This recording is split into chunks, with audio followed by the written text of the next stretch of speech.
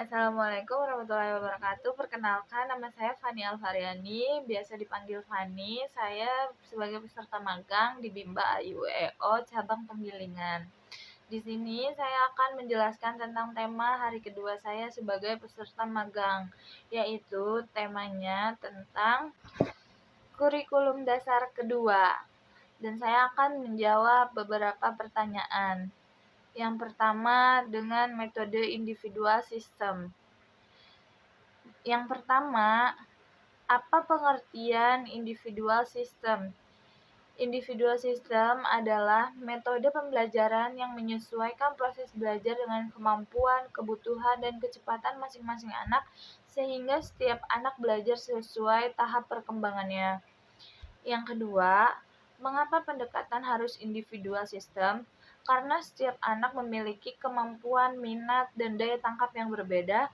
Dengan individual system, anak tidak merasa tertekan, tidak tertinggal, dan tetap percaya diri saat belajar. Pertanyaan ketiga, apa tujuan yang ingin dicapai dengan melakukan pendekatan secara individual system? Yaitu tujuannya agar anak belajar dengan nyaman dan menyenangkan, berkembang sesuai potensinya, tidak merasa gagal atau terpaksa, dan juga anak memiliki motivasi belajar yang tinggi. Yang keempat, di Bimba, murid dan guru memiliki peran masing-masing. Sebutkan apa peran guru dan murid. Peran guru atau motivator yaitu membimbing, mengarahkan, memotivasi, dan menyesuaikan pembelajaran sesuai kebutuhan anak itu sendiri. Serta peran murid yaitu aktif mengikuti proses belajar sesuai kemampuannya dan menikmati proses belajar. Yang kelima, apa perbedaan antara metode individual system dengan classical system?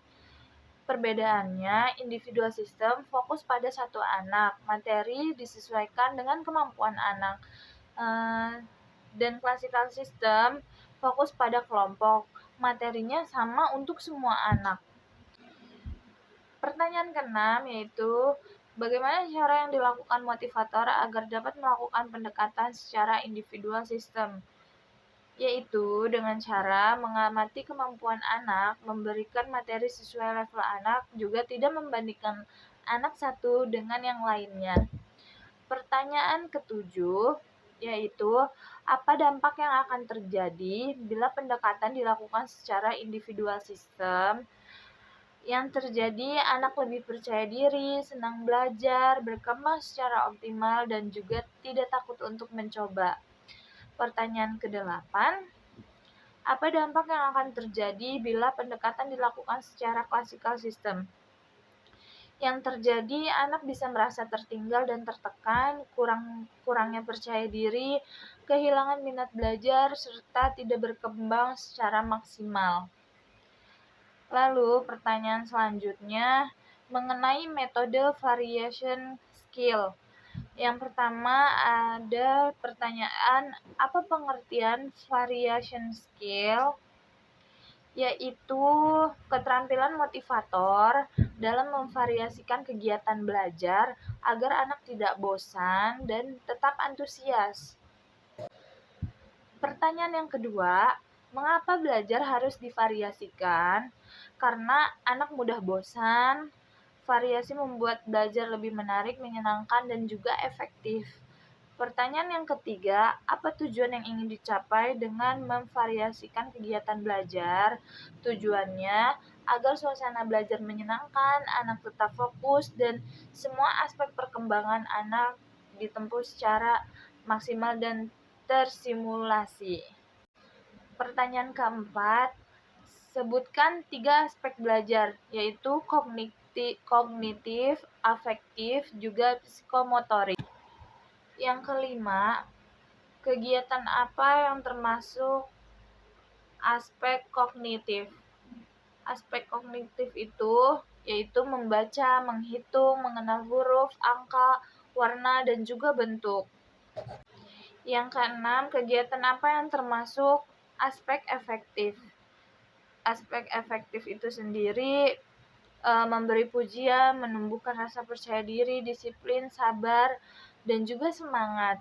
Yang ke-8, apa kegiatan yang termasuk aspek psikomotorik? Psikomotorik itu sendiri yaitu menulis, mewarnai, menggunting, menempel, menunjuk gambar, dan aktivitas motorik lainnya. Yang ke-8, bagaimana cara motivator memvariasikan kegiatan belajar dengan aspek belajar, yaitu dengan cara menggabungkan permainan dan belajar, menghubungkan media belajar, mengajak anak bergerak, serta menggunakan nada suara dan ekspresi yang menarik.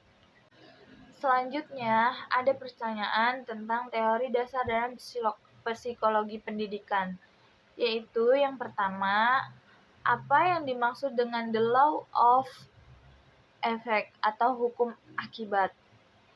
The law of effect sendiri yaitu perilaku yang menimbulkan rasa senang akan diulang, sedangkan yang menimbulkan rasa tidak senang akan dihindari. Yang kedua, apa yang dimaksud dengan the law of exercise atau hukum latihan? The law of exercise atau hukum latihan itu sendiri, semakin sering suatu kegiatan dilakukan, maka kemampuan anak akan semakin kuat dan berkembang. Yang ketiga, apa yang dimaksud dengan the law of readiness atau hukum kesiapan? The law of readiness itu sendiri yaitu belajar akan efektif jika anak sudah siap secara fisik, mental, dan emosional. Sekian, itu penjelasan tema kurikulum dasar kedua pada hari kedua saya magang sebagai peserta magang. Kurang lebihnya mohon maaf jika ada kata-kata salah-salah kata yang saya sampaikan, mohon dimaafkan. Wassalamualaikum warahmatullahi wabarakatuh.